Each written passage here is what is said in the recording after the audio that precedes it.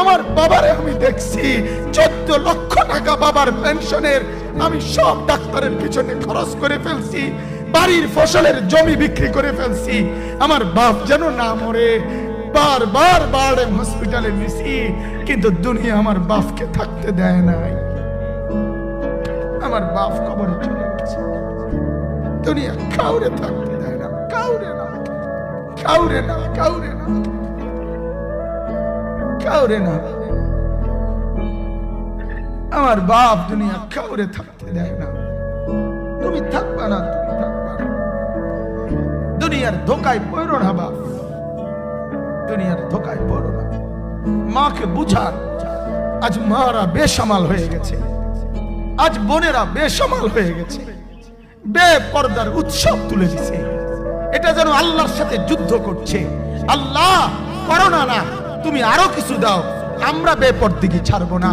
যুবক ছেলেগুলো যেন বলতেছে, আল্লাহ তুমি করোনা দেওয়ার যাই দাও, অশ্লীল ছবি দেখা, ফেসবুকে নর্তকী দেখা, আমরা ছাড়বো না। দেখে তুমি কি করতে পারো, তুমি যা করার করো। দোকানদার ব্যবসায়ীরা হারামের লেনদেন করা বন্ধ করছে না, সুদখোর সুদ ছাড়ছে না, ঘুষখোর ঘুষ ছাড়ছে না, নাফরমান আর জিনাকার ব্যভিচারী এরা কেউ কিছু ছাড়ছে না। বেহায়ার বেপর্দা নারী তার অশ্লীলতার বেহায়াপনা ছাড়ছে না। মুসলমান তার ঘরের টেলিভিশনের নর্তকীর আওয়াজ তো বন্ধ করছে না। হায় করোনা কিভাবে যাবে, আযাব কিভাবে যাবে বলেন, বলেন, বলেন আপনি। আমার বাপ ফেরাউনের উপরে তো আযাব এতদিন ছিল না, নমরুদের উপরে আযাব এতদিন ছিল না, সাদ্দাদের উপরে আযাব এতদিন ছিল না, কারুনের উপরে আযাব এতদিন ছিল না, লূত আলাইহিস সালামের কওমের উপরে আযাব এতদিন ছিল না, হুদ আলাইহিস সালামের কওমের উপরে আযাব এতদিন ছিল না, নূহ আলাইহিস সালামের কওমের উপরে এতদিন আযাব ছিল না। আজ আমরা মালিককে এই পরিমাণ নারাজ করছি, মালিক এত বেশি নারাজ।